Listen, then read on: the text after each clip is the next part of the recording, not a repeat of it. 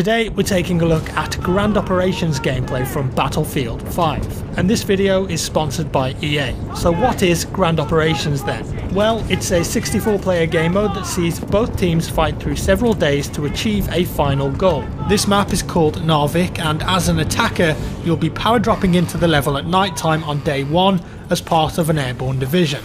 You can choose when to jump out of the plane too, leave it too late and you could end up getting killed by anti-air fire from the defenders who will attempt to stop you at all costs.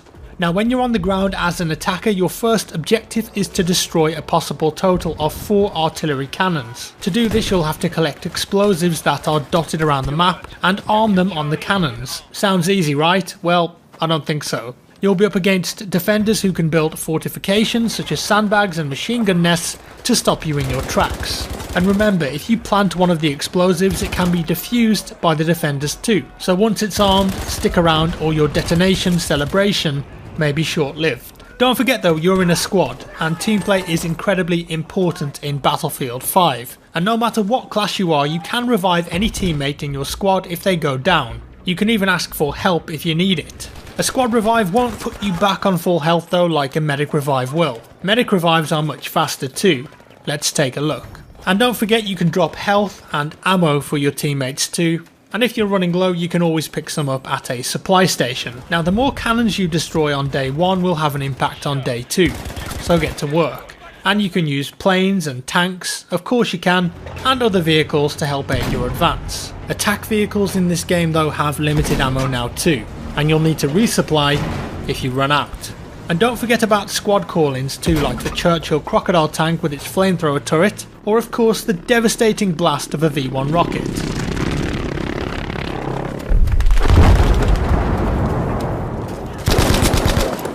Day 1 of Grand Operations will eventually end and day 2 will begin. This time it's in the daylight and you've advanced further into the town. Notice that the game mode has changed too. It's now breakthrough with sequential flag captures which can be attacked or defended. Once again, as an attacker, do your best to stick with your squad and push onto the flags together. The enemy will attempt to push you back with their own heavy tanks, but you'll have equipment like rocket launchers and explosives to take them out.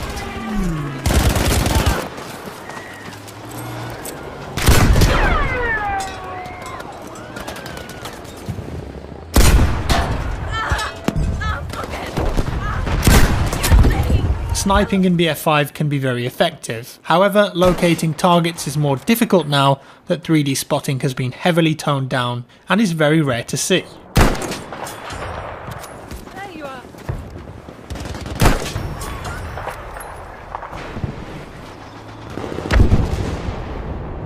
That's a land creeper! Tank coming! You can contextually ping a location on the level though to inform your squad mates of your intention or of a specific threat.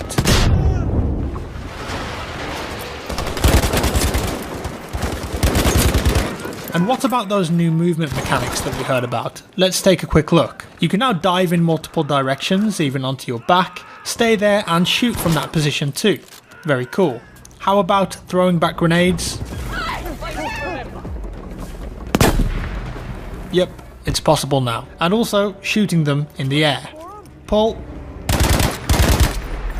As an attacker you'll have to keep pushing through every sector until you take them all or your tickets expire. In this build of the game there are only 2 days. However, in the final build of the game there will be a possible 4 days in Grand Operations. If there is no clear victor on day 3, it will go to day 4, which is Final Stand, where players on both teams will spawn with 1 life only and very limited resources. Grand Operations is the epic new game mode of BF5. Multiple objectives over different days.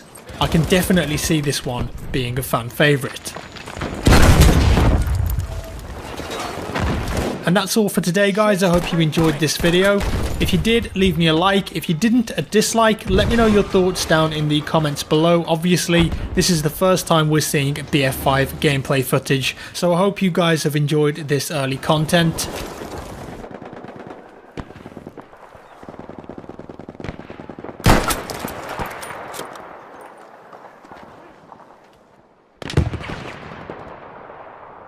Subscribe if you want to see more and I'll see you in the next one.